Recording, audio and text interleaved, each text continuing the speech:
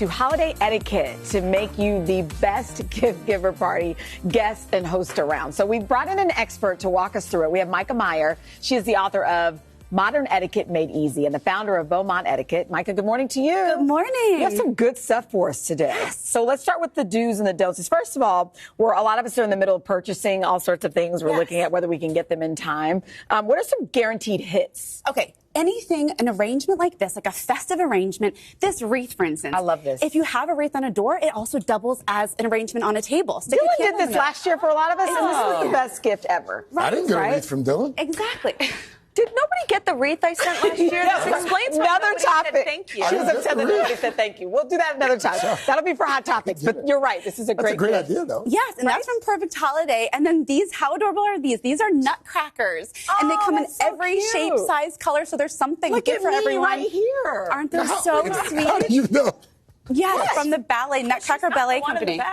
So cute. Aren't they? cute. They're amazing. So cute. And what about these? Okay, so I say if you don't know someone that well, a neighbor, somebody you're just not sure, go with an edible arrangement. Yeah. So these are from Conscious Kids Cookies. It's two sisters, two children, and they donate 10% of their proceeds to Feeding America. I love that. And you know what? And then people feel good when they're eating something that's for a good cause. Exactly. All right, now let's talk about some don'ts. We have those behind us. Gift-giving don'ts. Okay, clothing. Number one, Really? most returned item, clothing, because it's a different style than the person, or fit, and you can offend somebody if you're not careful, especially gym clothes. It's almost like, take a hint, be careful. That's good. Kitchen appliances, they can be a little boring, but also offensive. Again, you don't want to offend the person by giving them a boring... It's like hint.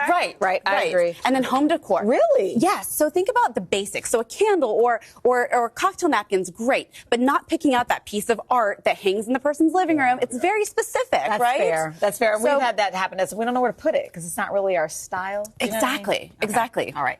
Craig's turn. All right, let's talk about holiday parties. 'Tis the season for a great holiday party. Let's talk about some do's and don'ts if you're going to a holiday get-together. Okay, so you want to RSVP as soon as you know you're able to make it, because otherwise it's kind of like, were they waiting for a better invitation? You never want that to come across. So RSVP as soon as you know, right?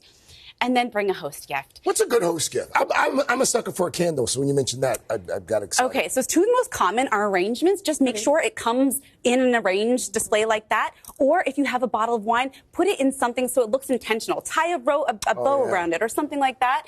But my rule is whenever you come to someone's home, you should have your hands so full of gifts you have to use your elbow to ring that doorbell. So 'tis the season to gift. Be generous. Be generous. In terms of a bottle of wine, is there a certain amount that you should spend or not spend? Or? Nope, your own budget. Whatever is good for you. Okay, and there's we've got some don'ts, by the way. Oh, yes.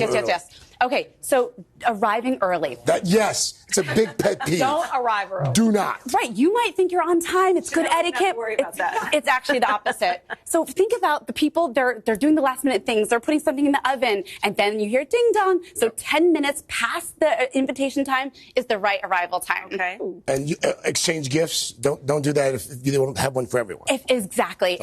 Only if you have one for everybody would you arrange or exchange gifts. This could be a tricky topic here because a lot of folks, myself included, you travel during the holidays. Is it polite to ask if you can stay with family or friends? Sadly, no. You don't want to put pressure on that person. It could be awkward if they say, oh, actually, we're full. I hope some of my family's watching this right now. Yeah, and then overstaying your welcome. So think about this. After, say you go to a holiday dinner, 30 minutes past the invitation or the dessert time, it's time to wrap it up and excuse yourself. And if you are staying over, how can you be a 5-star guest? What do you do? Okay, so I will say, so again, the more people you bring with you. That's great. Yes, right?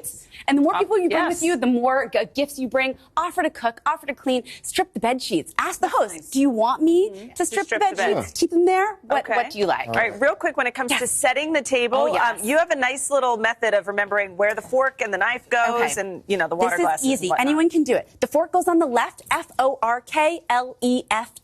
Fork goes on the left.